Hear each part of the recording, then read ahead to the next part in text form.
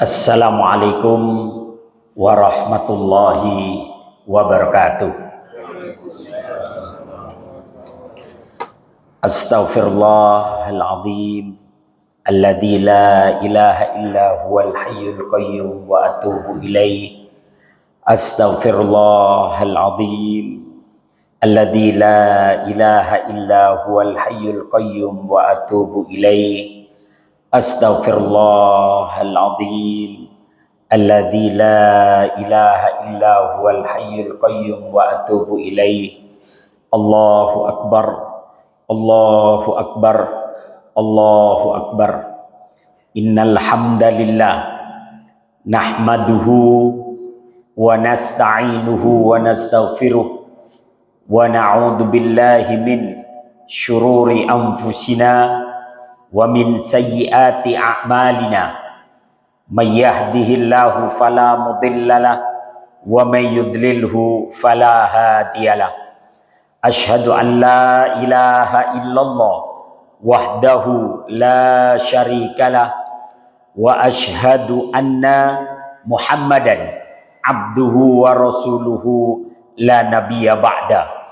Allahumma salli wa sallim ala Muhammad wa ala alihi wa sahbihi ajma'in, amma ba'du.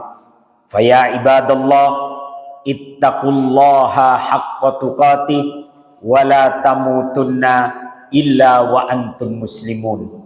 Qala Allah ta'ala fi Qur'anihil Karim, la tasjudu lisyamsi wala lil qamar wasjudu lillah. Wa qala Rasulullah sallallahu alaihi wasallam, inna syamsa wal qamara ayatani min ayatillah la yakhsifani limauti ahadin wala lihayatihi fa idza ra'aitumuhu fad'ullaha wa sallu hatta tankashif. Ma'asyiral muslimin, as'adakumullah fid dharain. Alhamdulillah, kita telah melaksanakan sholat gerhana rembulan, dan kita sudah melaksanakannya tadi diimami oleh Ustadz kita, Ustadz Parman Tohari. Seperti itulah sholat gerhana, 2 rakaat, tapi 2 kali di rakaat pertama 2 kali Fatihah, 2 kali surat, dan 2 kali ruku. Begitu pula pada rakaat kedua, 2 kali Fatihah, 2 kali surat, dan 2 kali ruku. Panjang memang, tapi inilah bentuk dari rasa syukur kita bahwa kita masih melihat tanda-tanda kekuasaan Allah. Dan malam hari ini BMKG telah menyatakan kepada kita bahwa malam hari ini adalah gerhana rembulan total, sehingga rembulannya nanti kelihatan kemerah-merahan yang disebut blood moon. Peristiwanya kalau diurut dari pertama kejadian sampai akhir nanti sekitar 5 jam. Tapi mulai terangnya itu dari mulai jam setengah 12 sampai nanti jam 3. Tapi kalau sampai selesai nanti sampai jam 4. Tapi setidaknya kita telah melaksanakan sholat gerhana itu, ya sepanjang itulah sholat gerhana.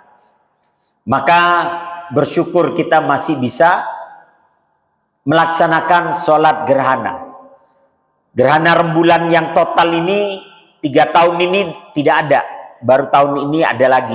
Setelah 3 tahun kosong, kita berada di setelah 3 tahun ini terjadi kembali. Maka Rasulullah Shallallahu Alaihi Wasallam menyatakan bahwasanya gerhana rembulan adalah tanda-tanda dari kekuasaan Allah. Jika engkau melihatnya, maka berdoalah kepada Allah, karena itu adalah waktu-waktu yang mustajabah. Kemudian sholatlah, kemudian bersedekahlah, bertakbirlah, kata Nabi. Maka ada sebagian di tempat yang lain sebelum sholat mereka bertakbir seperti takbirnya hari raya Idul Adha atau Idul Fitri. Kemudian setelah sholat dianjurkan ada khutbah. Khutbah ini ada yang 2 kali khutbah diperbolehkan, seperti sholat Jumat, yakni ada duduk sejenak di antara 2 khutbah. Ada juga yang melaksanakan khutbahnya sekali khutbah, seperti sholat Idul Fitri dan Idul Adha. Itu ada yang melaksanakan sekali khutbah atau 2 kali khutbah. Kalau saudara-saudara kita yang Persis, Al-Irsyad, Muhammadiyah, yang Salafi, itu Idul Fitri, Idul Adha rata-rata sekali khutbah. Tapi kalau saudara-saudara kita yang Nahdlatul Ulama ataupun yang Jamiat Khair, itu biasanya 2 kali khutbah. Ada duduk di antara dua khutbah. Dua-duanya diperbolehkan, sama-sama ada dalilnya. Begitu pula dalam khutbah sholat gerhana, boleh dilaksanakan sekali khutbah langsung ditutup dengan salam, atau 2 kali khutbah ada duduk di antara dua khutbah. Maka pada kesempatan kali ini saya akan mengambil yang sekali khutbah. Nanti langsung kita tutup dengan salam. Maka kembali kepada gerhana rembulan, bahwasanya Allah Subhanahu wa taala menyatakan bahwa matahari dan rembulan adalah tanda-tanda kekuasaan Allah. Maka Allah menyatakan la tasjudu lisyamsi, jangan kalian menyembah matahari, walal lil qamar, dan jangan kalian menyembah rembulan, wasjudu lillah, dan sembahlah Allah yang menciptakan matahari dan rembulan. Maka bersyukur kita punya kesempatan untuk melaksanakan sholat gerhana ini. Kemudian ketika dulu terjadi gerhana matahari dan pertama kali dilaksanakan sholat gerhana pada masa Rasulullah SAW, bertepatan dengan wafatnya putra Nabi yang bernama Ibrahim. Jadi Nabi mempunyai putra dari budaknya yang bernama Maria Al-Qibtiyah. Menurut riwayat, Maria Al-Qibtiyah ini tetap menjadi budak, tapi riwayat yang lebih kuat, akhirnya dimerdekakan oleh Nabi dan dinikahi. Maka dari Maria Al-Qibtiyah ini Nabi mempunyai putra yang bernama Ibrahim. Hanya saja putranya ini meninggal di usia 24 bulan atau 2 tahun. Nah, ketika Ibrahim ini wafat, putra Nabi, terjadilah gerhana matahari. Sehingga orang-orang berspekulasi, menduga-duga, wah, terjadinya gerhana ini karena wafatnya Ibrahim. Terjadinya gerhana ini karena matahari ikut bersedih karena wafatnya Ibrahim. Maka karena orang-orang terus berkata seperti itu, hadirlah Nabi muncul di antara mereka. Kemudian Nabi menyatakan, inna syamsa wal qamara ayatani min ayatillah. Sesungguhnya matahari dan rembulan adalah 2 tanda-tanda kekuasaan Allah. La yakhsifani limauti ahad. Matahari dan rembulan tidak akan terjadi gerhana karena kematian seseorang. Wala li hayatihi, dan juga bukan karena kehidupan atau kelahiran seseorang. Itu normal saja, memang itu kalau bahasa kita itu alamiah. Kemudian Nabi menyatakan fa idza ra'aitumu, kalau kalian menyaksikan gerhana matahari dan rembulan, maka berdoalah kepada Allah. Salatlah dan bersedekahlah hatta tangkashif, sampai gerhana itu hilang. Maka kembali bahwasanya sahabat Nabi saja, sekelas sahabat, itu masih punya prasangka bahwa terjadinya gerhana itu ada keterkaitan dengan sebuah peristiwa. Apalagi pada masyarakat Jawa, Pak, atau masyarakat kita. Saya ingat dulu ketika saya masih SD kelas 3, tahun 1983, pada tanggal 11 Juli 1983, itu pernah terjadi gerhana matahari total, Pak, di seluruh Indonesia. Sehingga ketika itu siang seperti malam, Pak, agak gelap. Ya. Dan saya ingat bapak saya itu sholat gerhana. Sementara kami berkumpul di satu rumah, di rumahnya Pak RT ketika itu. Karena ketika itu hanya Pak RT doang yang punya TV. Ya. Ketika itu kami ingat, di TV itu orang-orang pada mukul-mukulin pohon, dipukul pohonnya supaya bangun katanya, supaya tidak dimakan oleh Betara Kala. Betara Kala itu raksasa kata Pak ya. Dalam pemahaman pewayangan, Betara Kala itu raksasa yang bernama Kala. Ya, dewa waktu gitu ya, tapi dia bentuknya raksasa, suka makan manusia katanya. Dan orang-orang berkeyakinan ketika itu bahwasanya terjadinya gerhana matahari karena mataharinya sedang dimakan oleh Betara Kala. Jadi itu keyakinan itu tertanam sama kita, Pak. Kita sendiri waktu itu masih SD takut, Pak, keluar rumah. Suruh masuk ke dalam rumah semua. Ya. Kemudian saya ingat tetangga saya itu mukul pohon kelapa itu dengan penebah itu. Penebah itu apa ya? Sapu lidi itu, Pak. Dipukuli, suruh bangun. Terus kambing-kambing juga dipukuli. Terus ibu-ibu yang hamil tuh suruh ngumpet di dalam kolong, takut dimakan oleh Betara Kala. Saya ingat betul itu. Tidak boleh duduk di depan pintu, takut dimakan oleh Betara Kala. Waktu itu kita juga ngerti Betara Kala itu apa gitu ya. Tapi pokoknya katanya raksasa kayak buto ijo gitu. Sehingga pada takut. Keyakinan tuh masih ada ketika itu. Dulu, mungkin kalau sekarang sudah nggak seperti itu lagi. Sehingga ketika itu Pak, kami ingat itu. Pohon-pohon dipukul, kambing-kambing dipukulin, orang-orang hamil suruh masuk ke dalam kolong. Pokoknya itu intinya ada Betara Kala. Nah, maka setelah kita belajar agama, ternyata bahkan zaman Nabi pun sahabat itu berspekulasi bahwa terjadinya gerhana karena kematian Ibrahim. Ada keterkaitan dengan kematian Ibrahim.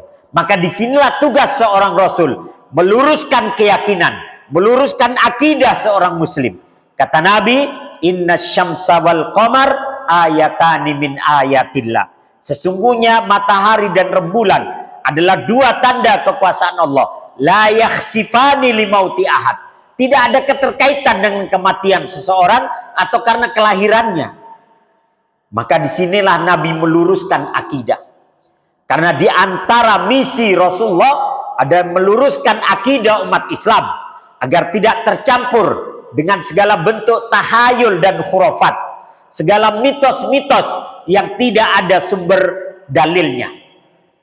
Kenapa? Karena Rasulullah tahu bahwa akidah adalah keterikatan antara kita dengan Allah Subhanahu wa taala. Akidah adalah ikatan antara kita dengan Rasulullah sallallahu alaihi wasallam. Akidah adalah ikatan antara kita dengan ajaran agama ini. Maka akidah harus diluruskan. Jangan sampai akidah tercampur dengan segala bentuk syirik dan kemusyrikan, tahayul dan khurafat, atau mitos-mitos yang tidak ada dalilnya. Kenapa? Karena akidah yang lurus, akidah yang benar, itu akan mendatangkan pertolongan dari Allah Subhanahu wa ta'ala. Kenapa? Rasulullah menanamkan akidah ini 13 tahun lamanya di Mekah. Sehingga sahabat-sahabat Nabi menjadi sahabat yang mempunyai iman, tak lekang karena panas dan tak lapuk karena hujan. Bahkan sebesar apapun kekuatan dan rintangan musuh, mereka menghadapinya. Kenapa? Karena akidah adalah satu-satunya kekuatan yang tidak bisa dikalahkan oleh kekuatan manapun. Akidah tidak bisa dimundurkan oleh todongan senjata. Akidah tidak bisa diluluhkan oleh rayuan wanita. Akidah tidak bisa dimundurkan karena rayuan harta dan tahta.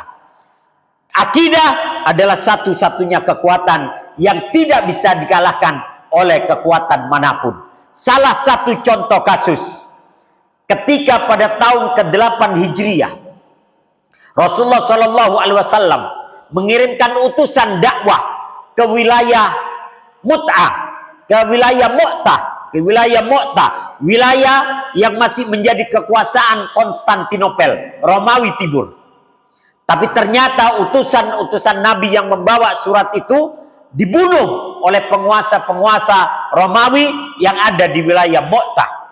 Dan ketika itu tidak ada kejahatan yang lebih jahat kecuali membunuh seorang yang membawa surat perdamaian atau ajakan kepada Islam. Maka Nabi menyatakan Romawi menginginkan pertempuran dengan kita. Maka kita akan berikan pertempuran kepada mereka. Maka Nabi menyiapkan 3.000 pasukan. Sementara Romawi menyiapkan 200.000 pasukan. Anda bisa bayangkan 3.000 pasukan melawan 200.000 pasukan.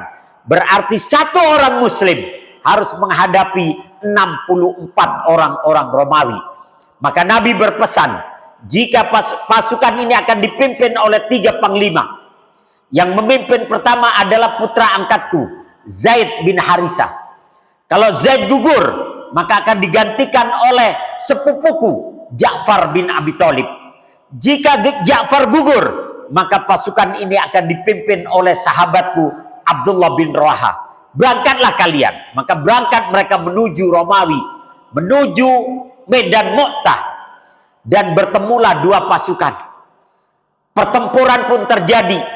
Pertempuran pada hari pertama, Zaid bin Harisah gugur. Maka bendera kepemimpinan itu diambil oleh Ja'far bin Abi Thalib. Dia kibar-kibarkan bendera itu untuk menunjukkan bahwa pasukannya masih ada, panglimanya masih ada. Maka ketika dia mengibar-ngibarkan bendera, ditebas tangannya. Maka dia pegang dengan tangan kirinya, dia kibar-kibarkan untuk menunjukkan panglimanya masih ada. Maka ditebas tangan kirinya sehingga bendera itu diapit dengan sisa lengan yang masih ada. Dia pertahankan bendera tidak boleh jatuh. Maka sebilah pedang kemudian dari arah belakang, pedang Romawi menebas Ja'far bin Abi Thalib sehingga dia gugur. Maka bendera kepemimpinan diambil oleh Abdullah bin Rawaha. Dia kibar-kibarkan, memberikan semangat kepada pasukannya. 3.000 pasukan harus melawan 200.000 pasukan. Sehingga beberapa tombak dan anak panah kemudian menancap pada tubuhnya Abdullah bin Rawaha. Dan ia pun gugur sebagai syahid.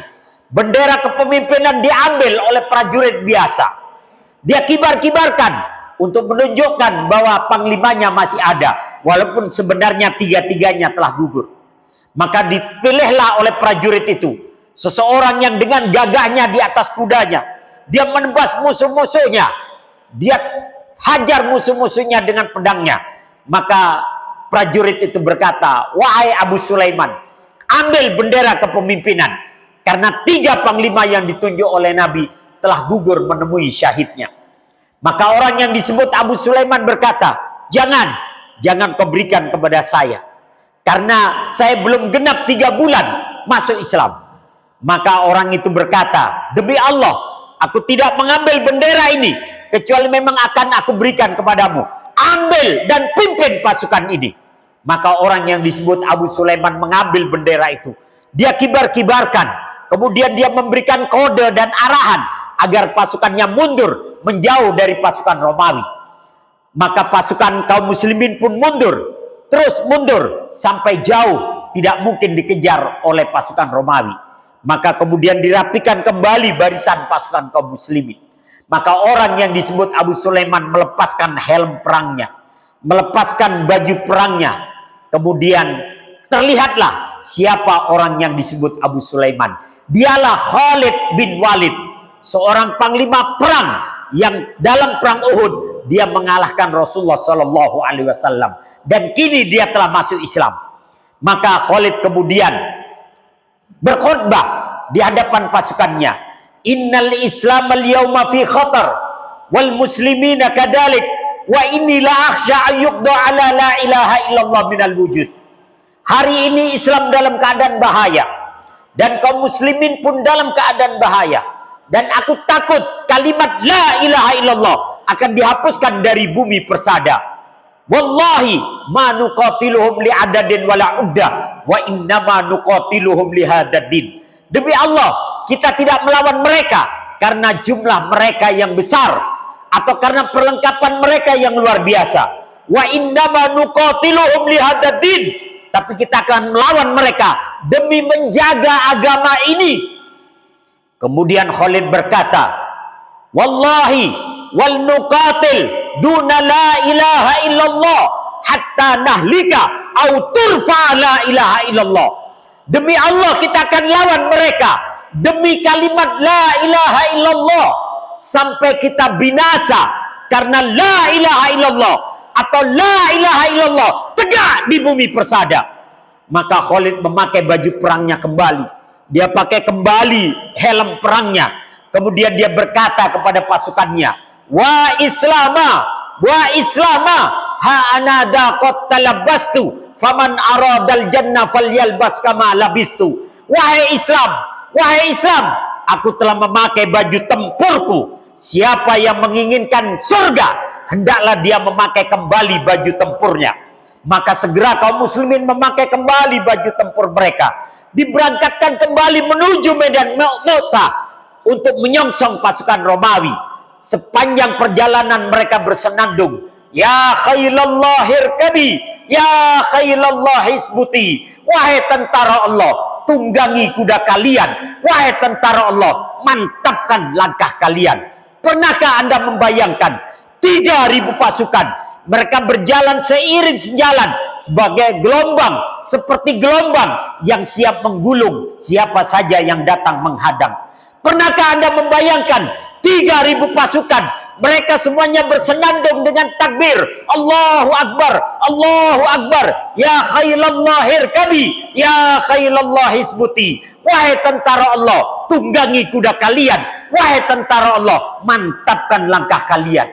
Pernahkah Anda membayangkan 3.000 pasukan, di antara mereka menyiramkan minyak wangi ke tubuh mereka, seolah-olah bau surga sudah berada di ujung hidung mereka. 2 pasukan kembali bertemu. 1 pasukan beriman kepada Allah dan mereka rindu untuk berjumpa dengan Allah.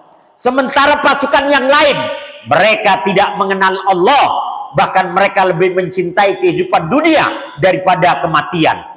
Maka 2 pasukan pun bertemu, kepala demi kepala terlepas dari lehernya, nyawa demi nyawa meregang dari jasadnya, tangan demi tangan terlepas dari pundaknya. Maka ketika itu terjepit kembali kaum muslimin, sehingga mereka datang kepada Khalid, ya Khalid, ila aina malja, ila salma wa aja. Wahai Khalid, kemana kita hendak berlari? Apakah ke Bukit Salma atau ke Bukit Aja? Mendengar pertanyaan pasukannya itu, Khalid meneteskan air mata. Dia melihat ketakutan dalam pasukannya. Dia melihat kekhawatiran dalam pasukannya. Tapi kemudian akidahnya muncul. Keyakinannya kepada Allah tumbuh. Kemudian Khalid berkata, wallahi la ila salma wa la ila aja, walakin ilallahil multaja. Demi Allah, kita tidak akan berlari ke Bukit Salma atau ke Bukit Aja, tapi kita akan kembali kepada Allah. Karena dialah sebaik-baik tempat kembali. Dialah sebaik-baik penentu menang atau kalah dalam pertempuran ini. Maka Allah pun menolong mereka yang benar-benar kembali kepadanya. Allahu Akbar, sadaqa wa'da, wa nasara abda, wa a'azza junda, wa hazamal ahzaba wahda. Maka Romawi memilih menarik pasukannya dan tidak mau melanjutkan pertempuran dengan kaum muslimin. Sebagian orang-orang munafik menuduh Khalid melarikan diri dari pertempuran. Tapi apa kata Nabi? Tidak, Allah telah memberikan kemenangan melalui pedangnya Allah, yakni Khalid bin Walid. Khalid tidak melarikan diri, dan kita akan kembali nanti dalam pertempuran berikutnya. Dan ternyata benar, terjadi perang Tabuk dan Romawi memilih mengalah dan membayar upeti kepada Rasulullah Shallallahu Alaihi Wasallam. Allahu Akbar, sadaqa wa'da, wa nasara abda, wa a'azza junda, wa hazamal ahzaba wahda. Maka Khalid membawa pulang pasukannya yang 3.000 itu, dan yang gugur hanya 12 orang pasukan, termasuk 3 panglimanya. Berarti 9 pasukan ditambah 3 panglimanya. Maka seorang pujangga berkata, innal aqidata fi qulubi rijaliha min darratin aqwa wa alfi muhannadi. Sesungguhnya akidah yang sekecil debu, kalau dia menghunjam dalam hati pemiliknya, dia jauh lebih kuat daripada 1000 pedang. Maka sekali lagi, Rasulullah Shallallahu Alaihi Wasallam meluruskan akidah para sahabat, maka kita pun meluruskan akidah kita. Jangan sampai tercampur dengan segala bentuk syirik dan kemusyrikan, tahayul dan khurafat. Karena akidah yang lurus akan senantiasa mendatangkan pertolongan dari Allah Subhanahu wa taala. Semoga Allah senantiasa menolong kita dari dalam berbagai macam hal apapun, sehingga kita tetap meluruskan akidah kita agar tetap murni di hadapan Allah dan Rasul-Nya. Akhirnya kita kembali kepada Allah Subhanahu wa taala. Astaghfirullahaladzim. Nastaghfirullahaladzim. Nastaghfirullahaladzim. Nastaghfirullahaladzim. Bismillahirrahmanirrahim. Alhamdulillahirabbil alamin. Wassalatu wassalamu ala Rasulillah wa ala alihi washabihi ajmain. Allahumma ighfir lil muslimina wal muslimat wal mu'minina wal mu'minat al ahya'i minhum wal amwat innaka sami'un qaribun mujibu da'wat wa ya qadiyal hajat. Allahumma lakal hamdu hatta tarda wa lakal hamdu idza radit wa lakal hamdu ba'da ridha wa lakal hamdu awwalan wa akhira wa lakal hamdu batinan wa dhahira. Allahumma lakal hamdu syukra wa lakal mannu fadla wa anta rabbuna haqqa wa nahnu abiduka rifqa wa anta lam tazal lidzalika ahla. Allahumma ya muyassira kulli asir wa ya jabira kulli kasir wa ya mughniya kulli fakir yassir lana kulla asir fa inna taysira kulli asir alayka yasir ya man la yahtaju ilal bayani wat tafsir hajatuna ilaika katsir wa anta alimun biha wa basir. Rabbana atina fid dunya hasanah wa fil akhirati hasanah wa qina adzabannar. Wa sallallahu ala nabiyyina Muhammad walhamdulillahi rabbil alamin. Wala dzikrallahi akbar. Assalamualaikum warahmatullahi wabarakatuh.